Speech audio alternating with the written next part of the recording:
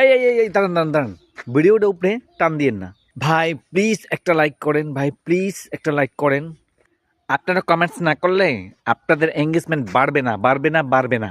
একটা শেয়ার করে দেন ভাই, একটা শেয়ার করে দিলে কি এমন ক্ষতি হয়? একটা শেয়ার করে দেন। এই যে এই সমস্ত কথাবার্তা, এই সমস্ত কাজ, এই সমস্ত অ্যাক্টিং কেন ফেসবুকে এসে আপনারা করেন বলেন? ফেসবুকে এসে আপনাদের এগুলো কেন করতে হয়?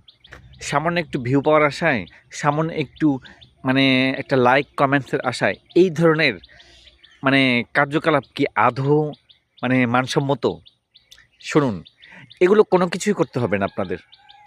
মানসম্মত ভিডিও বানান, মানসম্মত কন্টেন্ট বানান এবং আকর্ষণীয় কন্টেন্ট বানান এবং সুন্দর সুন্দর ভালো ভালো যাতে ভিউয়ার্স পছন্দ করে এই ধরনের কন্টেন্ট বানান। তাহলে আপনাদের এগুলো কিছুই করতে হবে না। এই যে মানে আমি যেই ডেমোগুলো দেখালাম, এগুলো দেখি অনেক অনেক ফেসবুক ইউজার এবং অনেক অনেক মানে ফেসবুক পেজ আছে যারা, তারা এইগুলা অ্যাভেলেবেল করতেছে। কেন রে ভাই? এগুলো কেন করতে হবে?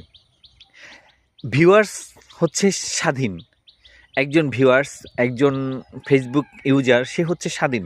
সে স্বাধীনভাবে আপনার ফেসবুকের ভিডিও আপনার দেখবে বা না লাইক করবে, না কমেন্টস করবে, বা উপরে টান দিবে না নিচে টান দিবে, এটা তার ব্যক্তিগত ব্যাপার।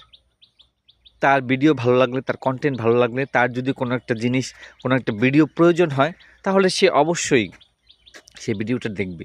এক্ষেত্রে আপনি তাকে বাধ্য কেন করতেছেন? আপনি তার স্বাধীনতা কেন হস্তক্ষেপ করতেছেন? এগুলো কেন করবেন না? এগুলো দয়া করে কেউ করবেন না।